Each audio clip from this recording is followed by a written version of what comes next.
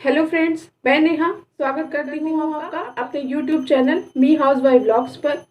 दोस्तों, हम बात करने जा रहे हैं इस वर्ष पड़ने वाले गंगा दशहरा, जो कि 2 जून सन 2020 को पड़ रहा है। दिन सोमवार है और इसे हम ज्येष्ठ मास की शुक्ल पक्ष की दशमी को मनाते हैं। इस त्यौहार को हम गंगा अवतरण के नाम से भी जानते हैं और आज हम बात करने जा रहे हैं इस व्रत की कथा के बारे में। तो चलिए जानते हैं गंगा अवतरण किस प्रकार पृथ्वी पर हुआ था। दोस्तों, इक्ष्वाकु वंश में एक बहुत ही प्रतापी राजा सगर हुए। उनकी 2 पत्नियां थीं, वैदर्भी और शैव्या। इन तीनों ने कैलाश पर्वत पर जाकर शिव जी की घोर तपस्या करी और उस तपस्या से जब भगवान शंकर प्रसन्न हुए तो उन्होंने उन्हें वर मांगने के लिए कहा। इस पर राजा ने उनसे पुत्र की कामना करी। शिव जी ने उन्हें कहा कि आपकी एक पत्नी को 60,000 पुत्र होंगे और एक पत्नी को सिर्फ एक कुल चलाने वाला पुत्र होगा। और इतना कहकर भगवान अंतर्ध्यान हो गए। इसके बाद कुछ समय पश्चात राजा सगर के यहाँ देवी शैव्या को एक पुत्र हुआ। वो बहुत ही रूपवान था। उसका नाम असमंज रखा गया और देवी वैदर्भी को एक तुम्बी के आकार का गर्भ प्राप्त हुआ। जब उस तुम्बी ने उनके गर्भ से निकाला गया और उस तुम्बी को फोड़ा गया तो उसमें से 60,000 पुत्रों का जन्म हुआ। इसके पश्चात असमंज जो थे उनके पुत्र हुए। उनका नाम हुआ अंशुमान। और असमंज चूंकि प्रवृत्ति में बहुत ही बुरे प्रकार के व्यक्ति थे तो राजा सगर ने उन्हें अपने राज्य से निकाल दिया।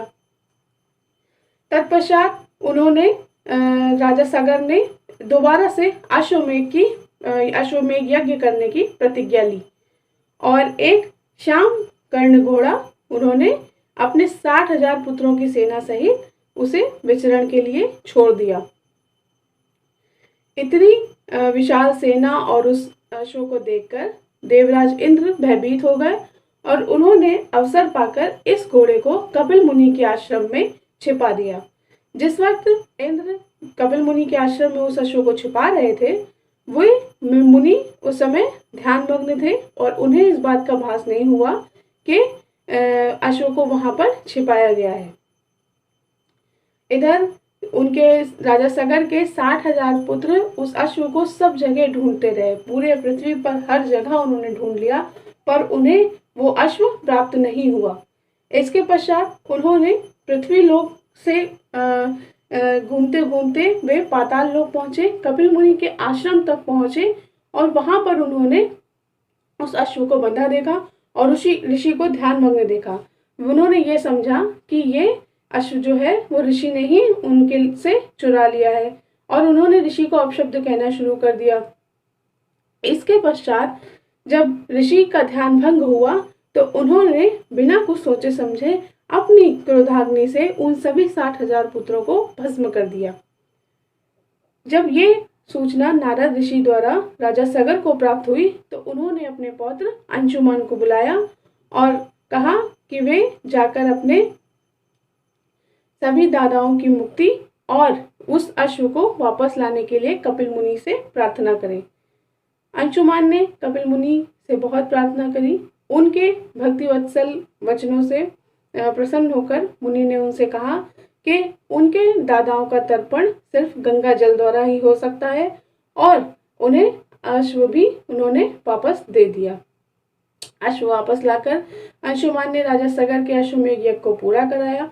उसके पश्चात राजा सगर ने अपना सारा राज्य अंशुमन को दे दिया और वे उत्तराखंड में जाकर गंगा जी को स्वर्ग से लाने के लिए तपस्या करने लगे और तपस्या करते करते ही उन्होंने अपनी देह को त्याग दिया। राजा अंशुमन के पुत्र दिलीप हुए और जब दिलीप बड़े हुए तो उन्होंने राजा अंशुमन ने अपना सारा राज्य दिलीप को सौंप दिया और वे भी जाकर गंगा जी को पृथ्वी पर लाने के लिए तपस्या करने लगे। और उन्होंने भी अपने शरीर को वही तपस्या करते करते त्याग दिया। राजा दिलीप के पुत्र हुए भगीरथ, और जब भगीरथ बड़े हुए तो राजा दिलीप ने भी भगीरथ को अपना राज्यभार संभालने को दिया, और अब वे स्वयं भी गंगा जी को पृथ्वी पर लाने के लिए तप करने के लिए चले गए। इसके पश्चात राजा भगीरथ ने अपने राज्य को अपने मंत्रियों को सौंपा और वे स्वयं तप करने गए, और उन्होंने ब्रह्मा जी की कड़ी तपस्या करी। उन्होंने ब्रह्मा जी की तपस्या इसलिए करी क्योंकि गंगा जी का अवतरण ब्रह्मा जी के कमंडल से ही हुआ है। ब्रह्मा जी जब प्रसन्न हुए उनकी तपस्या से तो उन्होंने उन्हें वर मांगने के लिए कहा, और भगीरथ जी ने गंगा जी को पृथ्वी पर लाने का वर मांगा और साथ ही एक पुत्र को भी मांगा। परंतु जब गंगा जी ने उनसे कहा कि उनका वेग बहुत ही तेज है, उन्हें वहन करने के लिए उन्हें शंकर जी की भी तपस्या करनी होगी। इसके पश्चात भगीरथ जी ने शंकर जी की तपस्या करी। जब शंकर भगवान प्रसन्न हुए तो उन्होंने हिमालय पर्वत पर जाकर अपनी जटाओं में गंगा जी को वहन किया, और उसके बाद गंगा जी की पृथ्वी पर 7 धाराएं गिरी, और उन धाराओं के नाम थे हृदनी, पावनी, नलिनी। ये 3 धाराएं पूर्व दिशा की ओर बहीं, और सुचक्षु, सीता, महानदी, सिंधु ये पश्चिम की ओर गई। 7वीं धारा को भगीरथ अपने साथ लेकर के आए, और वे ही गंगा या भगीरथी कहलाईं। इस मार्ग में जयमुनि की यज्ञशाला जब पड़ी और गंगा के बहाव में वो यज्ञशाला जब बहने लगी तो ऋषि ने नाराज होकर के उस धारा को पूरा पी लिया। इसके बाद देवताओं ने उनसे बहुत ही आग्रह किया, प्रार्थना करी, तो उन्होंने गंगा जी को अपनी पुत्री मानकर अपने कानों से निकलने का रास्ता दिया। इसी कारण गंगा जी को जाह्नवी भी कहा जाता है।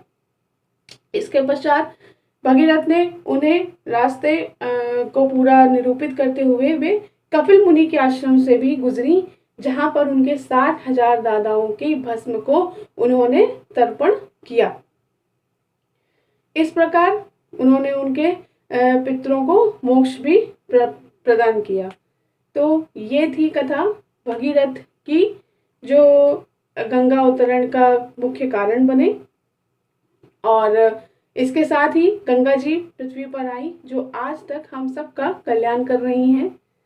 हम जानते हैं कि इस वर्ष हम कोरोना वायरस के चलते गंगा घाटों तक नहीं जा सकते हैं, इसलिए अपने घर पर ही रहकर गंगा जल से हम गंगा दशहरा के पर्व को बनाएंगे, और साथ ही गंगा जी से ये प्रार्थना करेंगे कि वे हम सभी के कष्टों को हर लें, हम सभी के पापों का नाश करें। Thank you.